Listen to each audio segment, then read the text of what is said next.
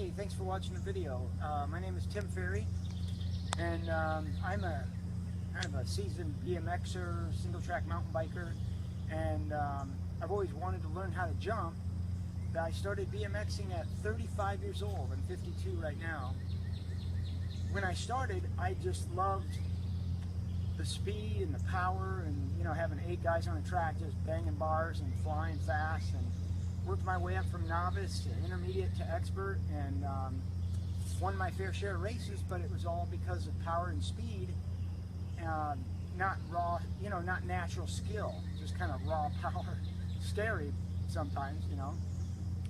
One of the things that I wanted to do was learn how to jump.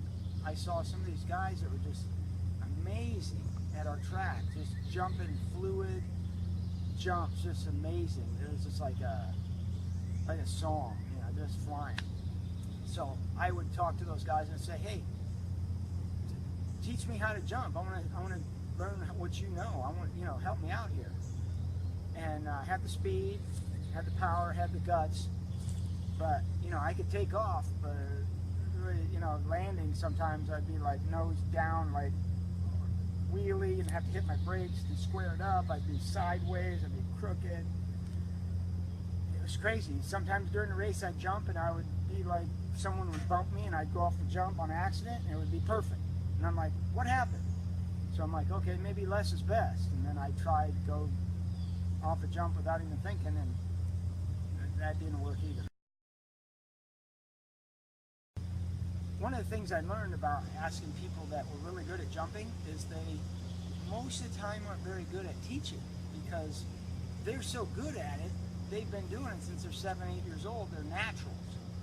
So what I found out is you take them to the track on an off day or the practice night, and they go, okay, hit the jump and I'll tell you what you're doing wrong. And I'd be like, okay. Or I had this one guy say, go just race speed, close your eyes and go off the jump, and when you're in the air, open your eyes. I'm like, what in the heck? So I started taking videos of people that were really good and then just trying to slow motion it and figure out what they're doing. I still couldn't figure it out.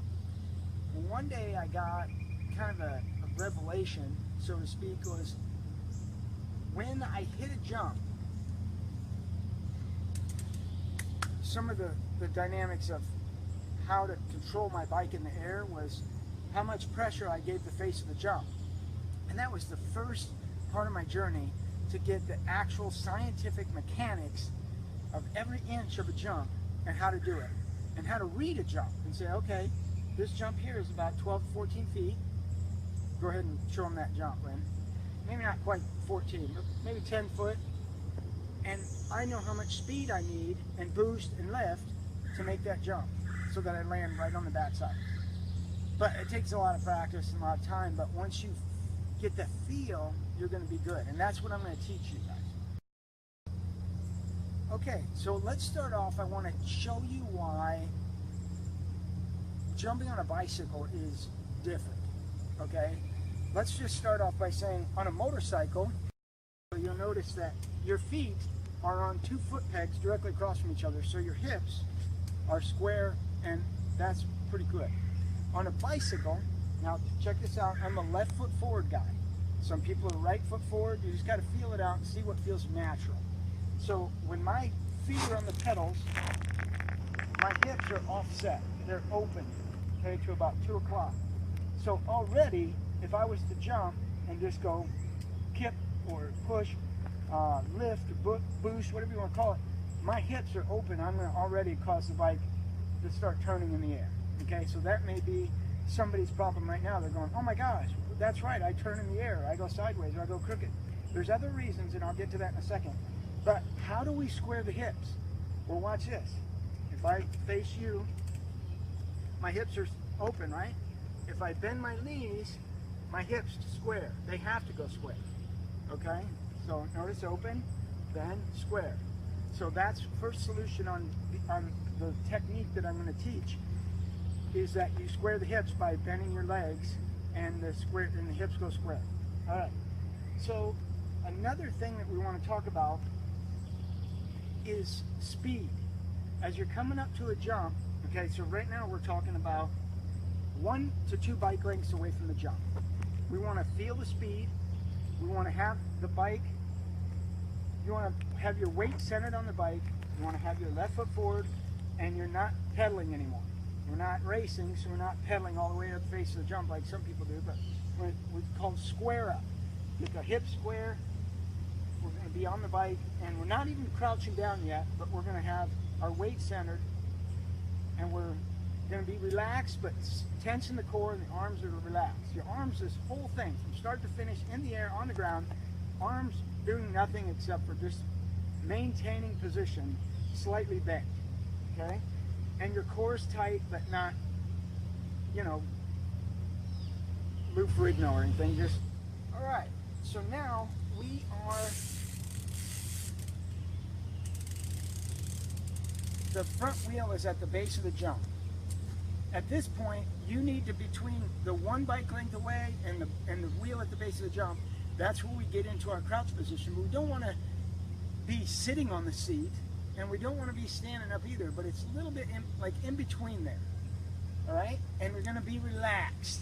If you're tense, what's going to happen is whatever tense you do, that movement is just going to propagate through the jump. You're going to end up going sideways, twisting, angled, flat tabletop on accident. Tabletops are cool, but not when you do it on accident from the jump. So that's important, to stay relaxed. Have your hips square by being slightly down, being relaxed, looking forward. I know it's nerve-wracking because you're looking at this big jump going, ah! Try to stay relaxed, that's key. All right? So then we move to the bike being on the jump. Now if you have, what is this, 4 feet tall, 3.5, the bike fits on the face of the jump. So this is really a good one that I chose because of that.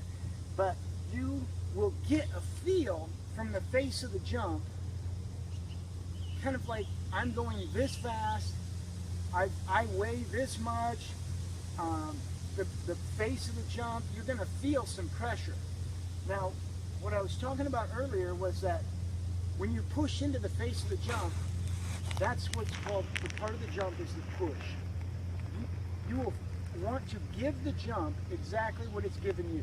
So if you feel like 30, 40 pounds, you push into it about the same amount. Now it's not a like that, but it's just a and then when you come off the jump, if you do even the exact pressure you feel, you'll go through the air perfectly straight, up and down like this.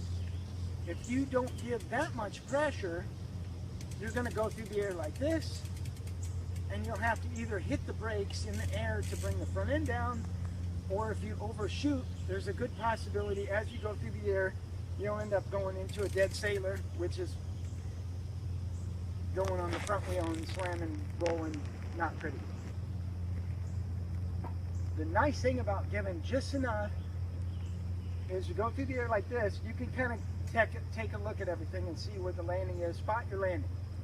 Now when you first start dirt jumping, yes, you want to have front end down, but that comes with, once you get more comfortable on the jump and feel it out, you'll be able to give more pressure, get that front end down, and it will feel natural. But at first, when you're first learning to jump, let's try to shoot for something like this in the air, okay? Okay, that's the push. The next part of the jump, which is literally the same microsecond as the push, is the boost, or the lift. You guys have all seen the Olympics where they have the ski jumpers where they come off the lift and they're going down the thing, and then in the last minute they jump up like that. Well, the boost for a jump is going to control your height and your distance. At first, you want to kind of just have to worry about push and let the speed take care of your landing, because you're learning. A tabletop is perfect. You don't have to worry about gaps, logs, and different things. Just gaps. So the push is this. When the front wheel is about to leave the ground, no matter if it's a 2 foot, a 1 foot, 3-foot, a 6-foot, a 7-foot jump, when the front wheel is just about to leave the ground, that's when you apply the push. So I'm a left foot forward guy. I'm pushing into the face to get my attitude, and then as the bike leaves the ground, I do the lift. It's just weird, but it's you know, and it's legs and core. Don't use the arms. I know there's a lot of guys out there right now that, you know, when you're at the trails and they go, you got to pull up for this one, you got to blast this one, you got to boost it, pull. Well, here's the thing. Just like with the legs being offset and you have a dominant leg, the reason you want to square up is because you're going to always press with that dominant leg and cause the bike to go through the air like this. Okay? Same thing with the arms. Everybody's got a dominant arm. You go off the jump and you say, I'm going to do this with my arms. You're going to pull with the arms and the bike's going to go sideways if you're pulling more left, or if you pull more right, the bike's going to go through like that. Now, of course, it's something to experiment with when you get good and relaxed and seasoned, but for now, we're just trying to go through the air straight, up and down, land, okay? So, no arms. The arms are just there. Stay relaxed with the arms as well. Don't, you know, then you know, it's not pretty. So, as you're leaving the jump, the front wheel's leaving the jump, that's the lift, okay? So that controls the boost. Once the rear wheel is kind of still on the jump, you start kind of looking at your landing, the rear wheel is going to take care of itself. Okay, stay relaxed. Your lift, your boost, you're going through the air. Your attitude should be about this in the air. Look for the landing. So that is the jump mechanics technique there.